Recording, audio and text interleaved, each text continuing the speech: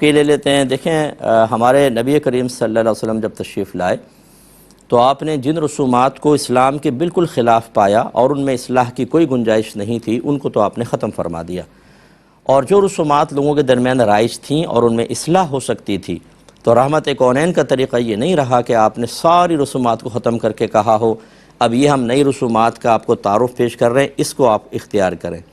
बल्कि बुखारी की रिवायत मौजूद है कि अंसार में किसी के यहाँ शादी हुई तो नबी करीम सल्लल्लाहु अलैहि वसल्लम ने इरशाद फरमाया कि इनके साथ आलात लहव इनके साथ कर दो, क्योंकि ये शादी में उसको इस्तेमाल करते हैं, यानी दफ़ को बजाते थे वो, तो सरकार ने इजाज़त मरहमत फरमाई। तो खुलासा कलाम ये है कि जहाँ पर रहमत कौनैन सल्लल्लाहु अलैहि वसल्लम ने इस्लाह देखी कि यहाँ इस्लाह हो सकती है, वहाँ असल चीज़ को ख़त्म नहीं किया बल्कि उसकी ख़राब चीज़ को ख़त्म करके असल रस्म को बाकी रखा। तो खुलासा कलाम ये है कि ऐसा नहीं होता कि आप शादी ब्याह में होने वाली हर रस्म को कुरान और हदीस पर पेश करके देखें कि कुरान और हदीस में इसका सबूत है या नहीं। अगर हो तो ठीक, नहीं हो तो आप कहें ये नाजायज़ है, इसको ख़त्म कर दो। ऐसा नहीं होता। कुरान और हदीस में सबूत ना होना एक अलग चीज़ है, और अल्लाह ताला और उसके रसूल ने किसी चीज़ से मना करना, मना किया जाना उनकी तरफ से एक अलग चीज़ है। आपको ये देखना होगा कि जो रसूमात हो रही हैं इनको मना तो नहीं किया नबी करीम ने, अगर नहीं किया तो बिल्कुल आप कर सकते हैं।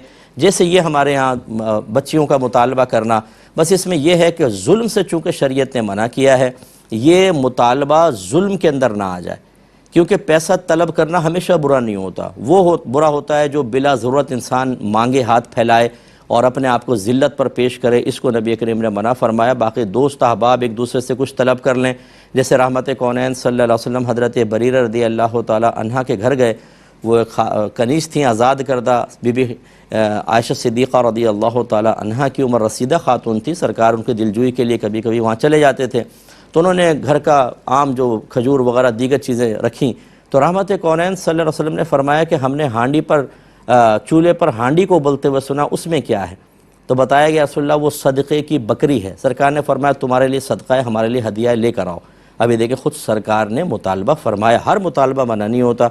तो ये मुतालबा भी शरन जायज़ है, लेकिन चूँकि जुल्म शरीयत ने मना किया है, जुल्म का मतलब इस तरह का कोई अमल करना कि सामने वाले को बिला इजाज़त शरा रूहानी, जिस्मानी या माली तकलीफ़ पहुँचे।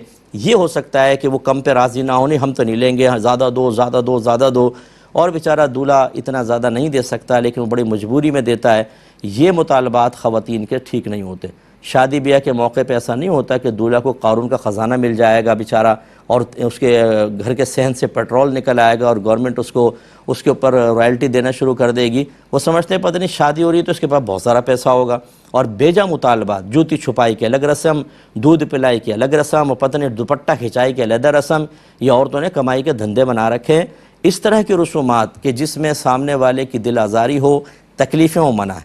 तो खुलासे कलाम ये हुआ कि इसका मुतालबा इस हद तक जायज़ है कि बस बदमज़गी पैदा ना हो, प्यार मोहब्बत में थोड़ा बहुत भाई बहनों को दे दे ठीक है, लेकिन यह है कि इसकी चमड़ी उधेड़ लो और इतना पहले ले लो कि भाभी के लिए वो 2-3 महीने तो कर्ज़ ही मांग के घर का गुजारा करता रहे, ये शरई एतबार से जायज़ नहीं होगा। एक और कॉलर है हमारे साथ, पहले कॉल लेते हैं। अस्सलाम वालेकुम। जी बहन, मेरे 3 सवाल है। जी करें। एक सवाल मेरा ये है कि मैंने एक अंगूठी सोने की रखी थी कि ये तो नकली